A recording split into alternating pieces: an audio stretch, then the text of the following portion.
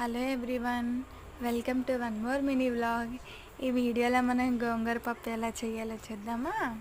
ఏం లేదండి, ముందుగానే మనం కందిపప్పుని 2 నుంచి 3 సార్లు బాగా కడుక్కొని పక్కన పెట్టుకోవాలి. దాంట్లోని పప్పుకు తగినంతగా వాటర్ వేసుకుని స్టవ్ మీద పెట్టుకోవాలి. స్టవ్ మీద పెట్టిన తర్వాత ఏంటంటే మెత్తగా ఉడకాలన్నమాట. పప్పు గింజల్లా ఉన్నా కూడా వేసుకోవచ్చు, కానీ అంతగా బాగోదు. అది ఇలా అయితే చాలా బాగుంటుంది.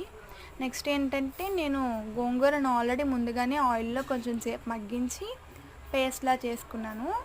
ఆ పేస్ట్ని తీసుకెళ్ళి నేను డైరెక్ట్గా పప్పులో వేసేసాను అనమాట.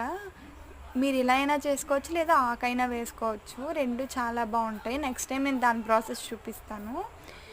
పప్పు గోంగూర రెండు బాగా మిక్స్ అవ్వాలండి. ఉత్తి పప్పులా ఉండిపోయి గోంగూర సపరేట్గా ఉంటే బాగోదు తిన్నప్పుడు. ఇలా చేయండి, నెక్స్ట్ టైం ట్రై చేయండి, చాలా బాగుంటుంది ఇది. నెక్స్ట్ ఇంకేముందండి, పోపు వేసేసుకోవడమే. పోపు కూడా పెద్ద ఐటమ్స్ ఏం అవసరం లేదు. ఒక కడాయి పెట్టుకుని దాంట్లోని ఆయిల్ వేసి, ఆయిల్ హీట్ ఎక్కిన తర్వాత ఫస్ట్ వెల్లుల్లి వేయాలి. వెల్లుల్లి వేసి కరివేపాకు ఎండుమిర్చి వేసి నేనైతే పోపు వేసేసాను.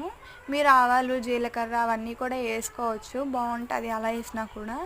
నెక్స్ట్ ఇంకేముందండి, మన టేస్ట్కి తగినంత ఉప్పు వేసుకుని కలుపుకుని 2 నిమిషాలు మూత పెట్టేయాలి.